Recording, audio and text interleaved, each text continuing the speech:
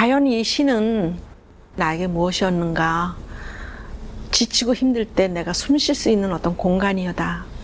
그리고 그렇게 숨을 몰아쉬는 숨이라도 쉬지 않으면 내가 살 수가 없었을 것이다.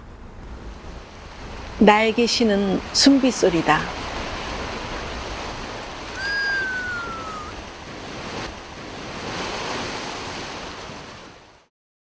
안녕하세요. 저는 시를 쓰고 있는 김춘리 시인이라고 합니다. 공식적인 시인 데뷔는 2011년도에 국제신문 신춘문예로 등단을 하고 나서부터 기성작가의 길을 걷고 있고요. 한국작가회의, 또 한국시인협회, 또 경기작가회의, 또 수원민예청 문학위원회, 여기에서 활동을 하고 있습니다.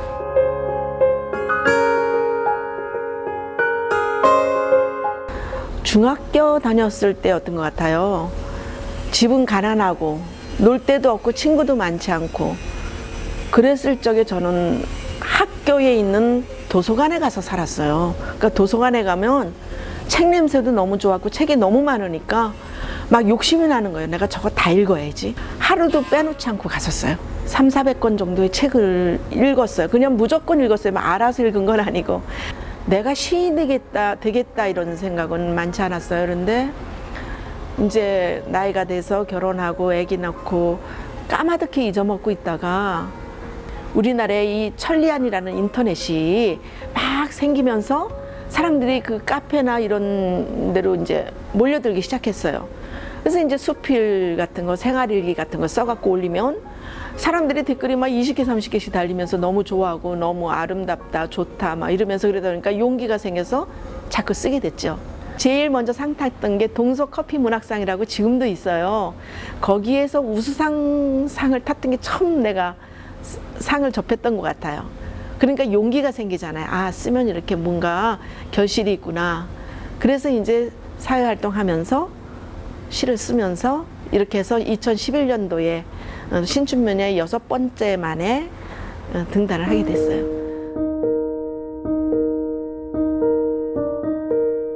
바람의 겹에 본적을 둔다라는 제목인데 그 시는 신춘문예 당선작이었었어요.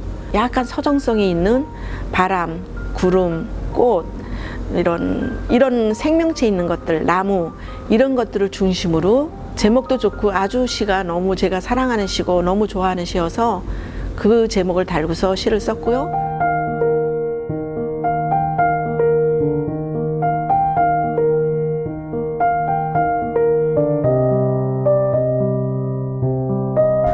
두 번째 시집은 이제 모자 속의 말이라는 시였는데요.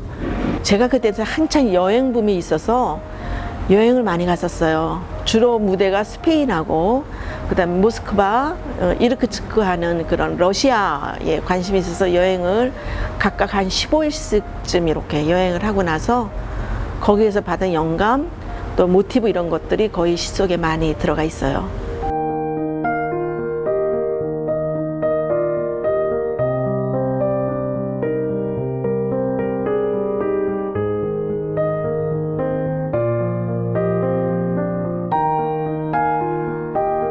세 번째 시집은 2022년도에 책을 너무 안 내고 오랫동안 시를 갖고 있으면 시도 늙는다는 느낌이 드는 거예요.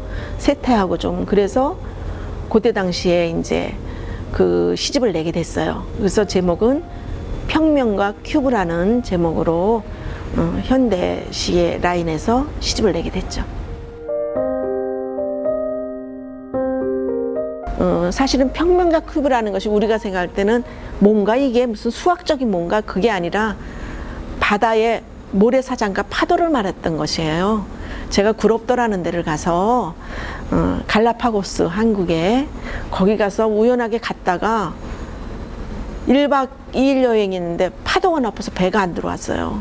그래서 이틀을 자게 되면서 그 바닷가에서 하염없이 배가 들어오길 기다리는 거를 어떤 청춘 남녀들이 거기 가서 배를 기다리는 어떤 희망을 기다리는 그런 것을 모티브로 해서 평면과 큐브라는 시를 썼고요.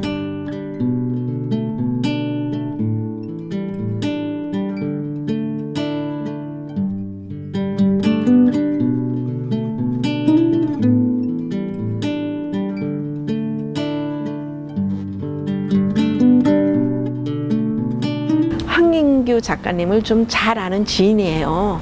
이 풍경이라는 사진을 가지고 시화전을 한번 하고 싶다. 그런데 사진만 하는 게 아니라 선생님 시하고 한번 이렇게 보태서 한번 콜라보를 하면 어떻겠느냐 그래서 진짜 한 20일은 밤을 새웠어요. 밤을 새워서 그림 한 장을 보고 시간의 뼈라는 시가 있는데 넓은 덮판에 나무가 하나 서 있는 거예요. 정오를 막 지난 한 시. 이 시는 자기의 그림을 가지고 시를 이렇게 시간을 재고 있는 거였어요. 시가 너무너무 좋아서 너무 안 되겠다면서 이걸 도록을 만드셨어요. 본인이.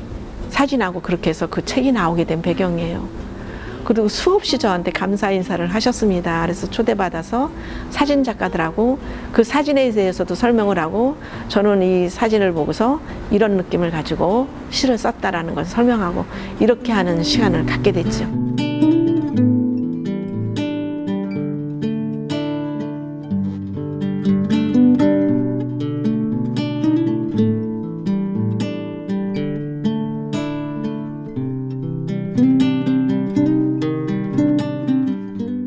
제가 은사님을 한 40년 만에 만났어요.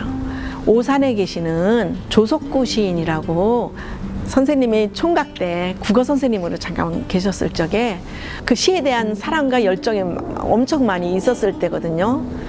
지금 시집을 곧 내야 될 것 같다고 이제 얼마 있으면 인쇄 들어가야 된다 이랬더니 한 일주일쯤 있다가 집으로 편지가 왔어요. 원고지에다 쓰셨더라고요. 필명집 하나 내가 지어주고 싶다 이러시는데 가슴이 뭉클하더라고요. 그 춘자는 제가 원래 고향이 춘천이에요.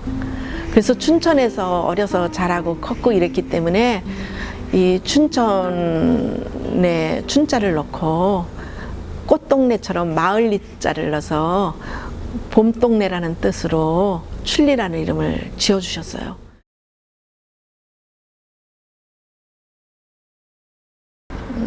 날카로운 서정이라고 불편한 서정이라고 저는 그렇게 표현을 하는데요. 그러니까 우리가 꽃이지만 이거를 꽃을 뱀으로도 볼 수 있잖아요.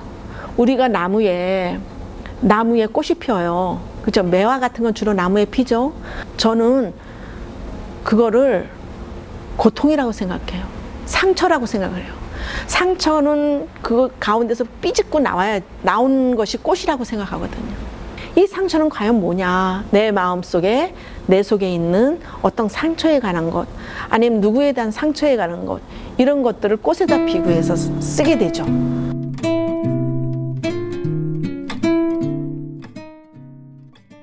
제가 요즘 쉽게 얘기하면은 그 손흥민이 축구하는 경기 가끔 잘 보거든요, 제가. 근데 손흥민이가 거꾸로 넣고 나면 기분이 좋아서 다 손을 이렇게 해요. 그러면서 사각을 만들어요. 그게 이제 그 애는 카메라라는 표시로 하는데 저는 그 네모에 대해서 요즘 시를 쓰고 있어요. 우리가 기쁠 때 하는 건 저 사각을 만들 수도 있죠. 그 사각에는 뭐가 있을까? 그러면서 요즘 쓴 시가 그 네모에 대한 시를 가는데 시가 아주 다양하게 막 확장이 되더라고요. 또 호기심, 아니면 폐괴된 학교의 책걸상 같은 거 보는 거, 뭐 이런 것들을 가지고 시를 좀 쓰고요. 내년 하반기쯤 시집을 낼 계획을 가지고 이제 지금 시를 계속 쓰고 있습니다. 그래서 이제 요번에 쓰는 시들은 테마를 회복이라는 거에 주제를 가지고 시를 쓰고 있습니다.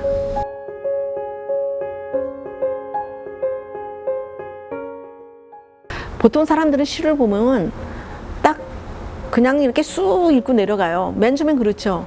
두 번째 읽을 때는 어떻게 읽을까? 첫째는 제목을 한번 주의 깊게 읽어주시고, 그 다음에 왜 이 사람은 이 제목을 가지고 이 시를 썼을까?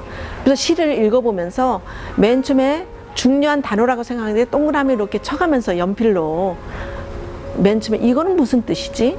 그리고 조금 있다가 또 다시 읽고 이러다 보면 시가 생각하고 얘기하고자 하는 것들이 우리가 행간을 띄울 때는 그 안에 많은 것들이 암묵적으로 있는 걸 알듯이 이 사람은 그래서 이렇게 얘기를 하고 싶었구나.